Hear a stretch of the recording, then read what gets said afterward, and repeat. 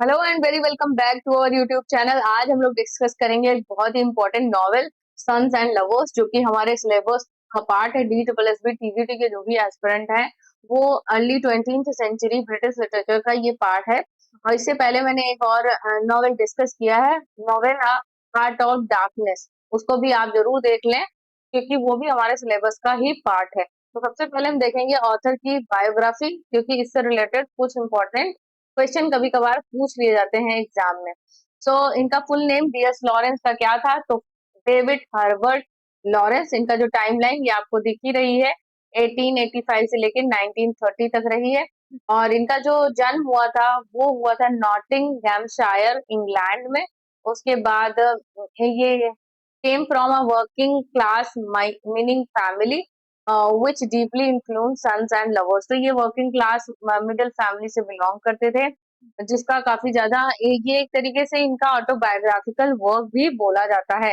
Known for novel exploring human relationship, psychology, sexuality and class conflicts. तो यहाँ पे ये नॉवेल जो होती है जानी जाती है ह्यूमन रिलेशनशिप को दिखाने के लिए। साइकोलॉजी यानी क्या? जब परिवार में एक साइकोलॉजी होती है, यानी हम एक दूसरे से किसी तरह ना किसी तरीके से अटैच्ड होते हैं, जिससे हमारी पूरी पूरी लाइफ होती है वो कहीं ना कहीं इफेक्ट होती है। सेक्सुअलिटी दिखाई गई है एंड क्लास कॉन्फ्लिक्ट्स को भी दिखाया गया है। फेमस वर्क्स इनके हैं women in love, the rainbow, lady Chatterley's lover and sons and lovers. ये तो आज हम पढ़ेंगे ही। तो जॉनरा क्या है इसका? तो ये एक ऑटोबायोग्राफिकल नॉवेल है based on Lawrence on family life, psychological fiction इसको बोला जाता है। Focus on relationship and inner conflicts. Modernist novel है, early 20th century. Experimental style इसमें दिखाई गई है, यानी इससे पहले इस तरीके के वर्क्स बहुत कम देखने को मिलते थे। ये कब पब्लिश हुई थी? तो इस चीज को ध्यान रखना, 1913 में। और अगर मैं पूछूं हार्ट ऑफ डार्कनेस, अगर आपने ये लेक्चर पढ़ा है हार्ट ऑफ डार्कनेस, आप बताइएगा कि ये कब पब्लिश हुई है। पहले तो ये एक सीरियल में पब्लिश हुई थी, ठीक है, सीरियल में। वो कब हुई थी? उसके बाद ये एक नोवेला यानी बुक के तौर पे ये कब पब्लिश हुई? तो दोनों ही डेट्स अलग अलग हैं, तो वो मेंशन करिएगा जरूर हमको। तो उसे कमेंट बॉक्स में जरूर बताइएगा। अब इसे मैं रफ कर देती हूँ ताकि मैं और चीजें आपको समझा सकूं। तो अब हम देखेंगे कि इसमें कैरेक्टर्स कौन कौन से हैं। तो यहाँ पे मेन कैरेक्टर में सबसे इम्पोर्टेंट है गर्टूड मॉरल का कैरेक्टर, जो कि मदर के रोल में है। The central figure of the novel, intelligent है, रिफाइंड है, एंड ये जो है अपनी मैरिज जो इसके साथ वॉल्टर मॉरल के साथ जो इसकी मैरिज हुई है उससे ये बहुत अनहैप्पी है, खुश नहीं है। Puts all her love and ambition into her children, specially Paul. तो इसके बच्चों पे इसने, अब इसकी मैरिज अनहैप्पी है तो इसने अपना सारा प्यार बच्चों में सेंटर कर लिया है, स्पेशली किसमें? तो पॉल में। Her strong emotional hold over Paul save the entire story. तो इसका जो भी एक इमोशनल बॉन्ड जो पॉल के साथ है वो पूरी तरीके से प्लॉट को रन करता है, और स्टोरी में सबसे ज्यादा वही चीज दिखाई देती है। तो आगे बढ़ेंगे। नेक्स्ट जो कैरेक्टर है वो है वॉल्टर मॉरल का। जैसा कि हमने बताया गर्टून मॉरल का हस्बैंड है। ये एक बहुत ही रफ वर्किंग क्लास कोल माइनर है, यानी कि जो कोयले की फैक्ट्री होती है उसमें काम करता है। वार्म हार्टेड बट इररेस्पॉन्सिबल है ये, अपने मतलब वाइफ के प्रति इसकी क्या ड्यूटीज होनी चाहिए वो नहीं समझता है। ऑफन ड्रिंक्स एंड क्वारल, ये शराब पी के झगड़ा करता रहता है। Represent the working class life, working class life ऐसी ही होती है, उसमें वुमेन्स पे इतना मैन लोग ध्यान नहीं देते हैं। द गर्टू डिस्पाइसेस, ठीक है, तो वर्किंग क्लास लाइफ ऐसी ही होती है। His his unhappy marriage to Gertrude creates the family conflict। इसकी जो अनहैप्पी मैरिज है, यानी कि इसने अपनी रिस्पॉन्सिबिलिटी सही से नहीं निभाई, दैट्स वाई कि गर्टून ने फैमिली कॉन्फ्लिक्ट्स क्रिएट किए फैमिली के अंदर। वो कैसे होते हैं वो देखिएगा यहाँ पे। नेक्स्ट जो कैरेक्टर है वो है विलियम मॉरल का। ये है एल्डेस्ट सन। ये ब्राइट, सक्सेसफुल एंड एम्बिशियस था। उसके बाद हिज मदर्स फर्स्ट फेवरेट, ये अपने माता का पहला मतलब कह सकते हैं पहला पसंद था। ये बहुत प्यार करते पहले बच्चे को। तो डाइज यंग, ये बहुत ही कम एज में ये मर जाता है। which leaves Gertrude devastated and shift her focus to Paul। इसके बाद जो गर्टूड होती है इसकी मदर, वो काफी ज्यादा मतलब टूटी हुई महसूस करती है, तो वो अपना सारा क्या करती है, फोकस पॉल अपने दूसरे सन के ऊपर फोकस कर देती है। ठीक है। नेक्स्ट कैरेक्टर है पॉल मॉरल, सबसे इंपॉर्टेंट कैरेक्टर है पॉल मॉरल का। ये प्रोटेगोनिस्ट है, the second son and the hero of the novel.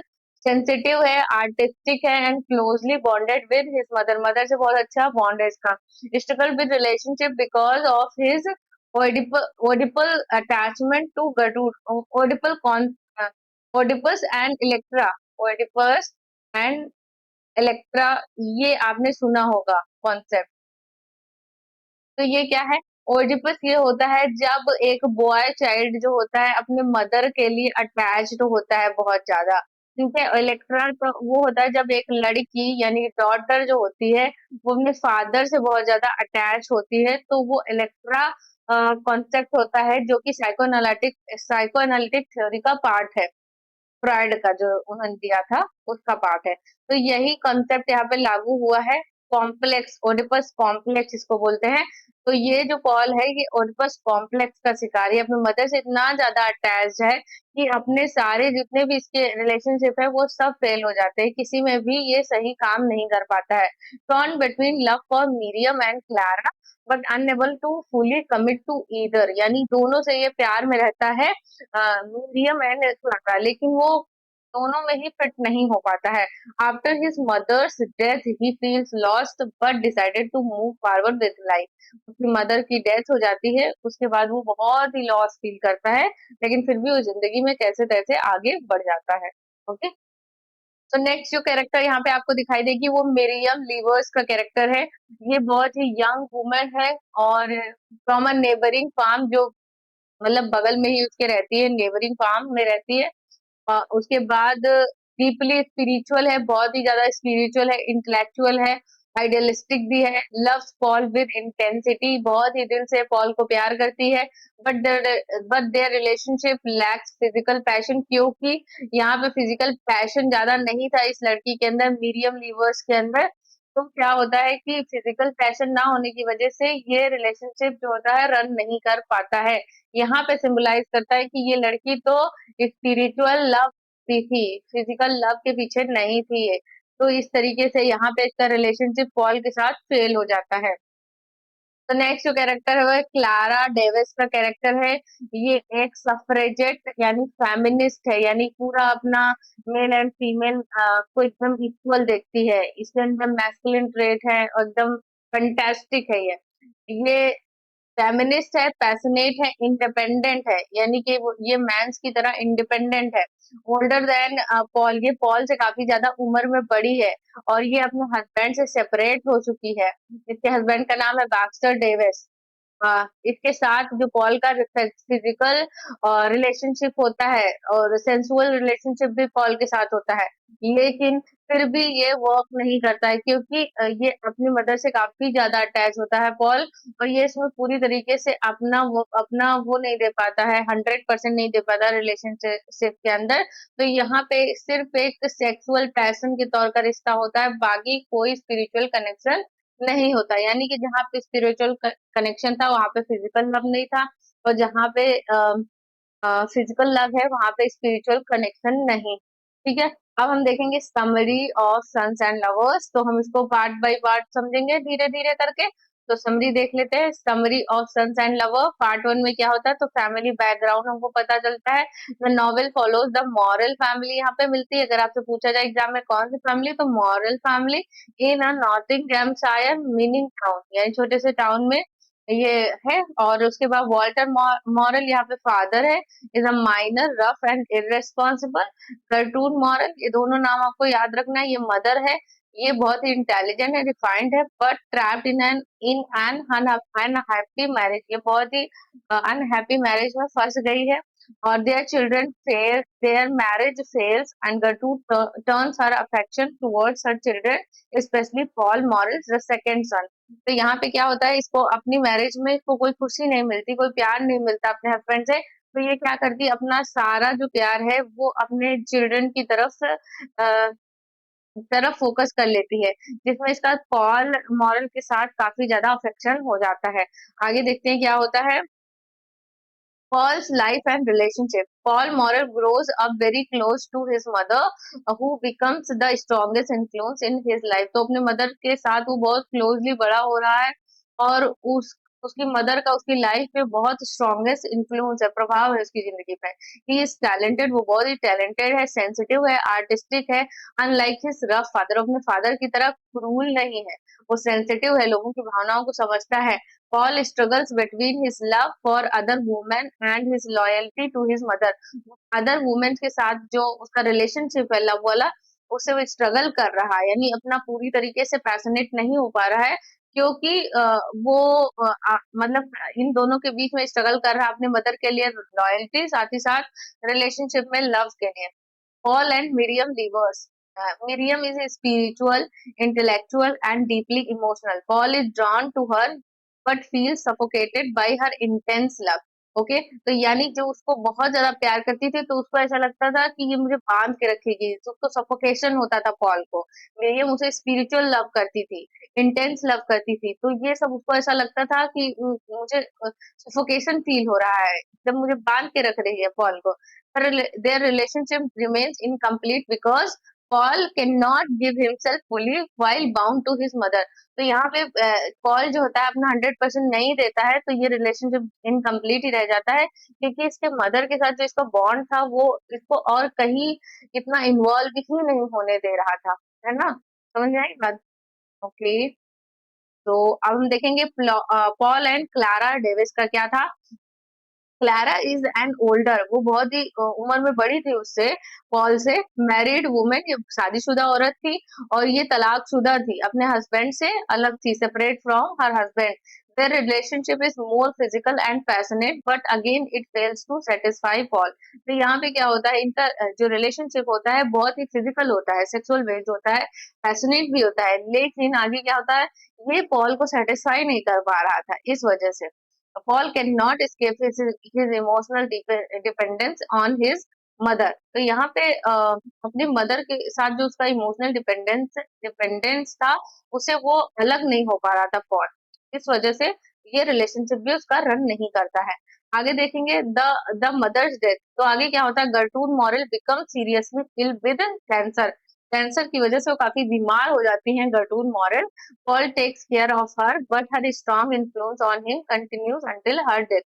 तो यहाँ पे पॉल उसका काफी ध्यान रखता है, लेकिन उसका जो इन्फ्लुएंस था उस पॉल की मदर का, गर्टूड मॉरल का, वो उसकी डेथ के बाद भी उसके साथ जुड़ा रहा। After her death Paul feels lost, lonely and uncertain about his future. अब उसके फ्यूचर के बारे में भी कोई सर्टेनिटी या फिर निश्चितता नहीं दिख रही थी, कुछ भी नहीं दिख रहा था, वो अपने आप को अकेला लॉस फील कर रहा था उसकी मदर की डेथ के बाद।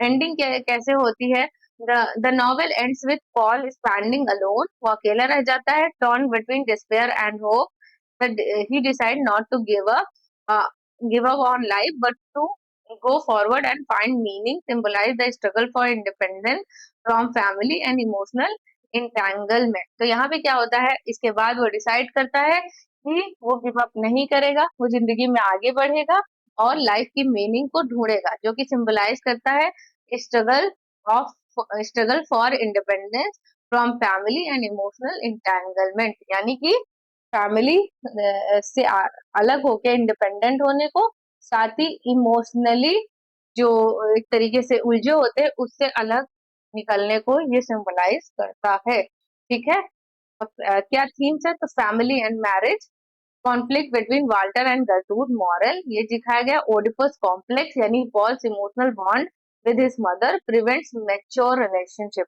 ओके, तो ये सारी चीजें हो गई। उसके बाद क्लास कॉन्फ्लिक्ट हुआ यहाँ पे, working class struggle versus aspiration for refinement, love and sexuality, difficulty of balancing passion and spiritual connection, search for identity, Paul's struggle to define himself beyond his mother's influence, यानी अपने mother के बगैर खुद की identity को ढूंढना, ये Paul का स्ट्रगल लास्ट में हमको दिखाई दिया है। क्या मैसेज था नॉवेल का, the novel shows how family relationship save human psychology, यानी कि कोई भी चीजें होती हैं, अगर घर का कोई बच्चा है तो अगर कोई भी चीज वो करने जाता है तो सबसे पहले वो अपनी फैमिली की आइडियोलॉजी देखता है। वो वो आइडियोलॉजी जो हमेशा से चलती आ रही है वो कहीं ना कहीं उस बच्चे को बाउंड कर रही कुछ नया करने से। ये चीजें हो गई। Over attachment between mother and son can hinder independence and maturity.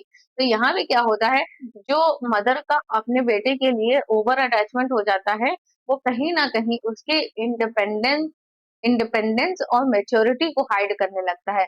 Lawrence also highlight the struggle of working class life and need for emotional as well as material fulfilment. यानी कि जो वर्किंग क्लास वाले होते हैं वो सिर्फ material चीजें उपलब्ध करवाने में लगे रहते हैं। पैसा आया, गाड़ी ले लिया, फ्रिज ले लिया, कूलर ले लिया, लेकिन जो इमोशनल नीड्स होती हैं किसी इंसान की, घर में वाइफ है, बच्चे हैं, तो वो फुलफिलमेंट करने में कहीं ना कहीं पीछे रह जाते। इस वजह से स्ट्रगल्स होते हैं वर्किंग क्लास फैमिलीज में। ओके, सो इस तरीके से ये नॉवेल हमारी कंप्लीट होती है। होप गाइस आपको पसंद आई हो, समझ में आई हो, और आपका एग्जाम में इससे रिलेटेड कोई क्वेश्चन गलत ना हो। थैंक्स फॉर वॉचिंग, मिलते हैं नेक्स्ट वीडियो में। Bye bye.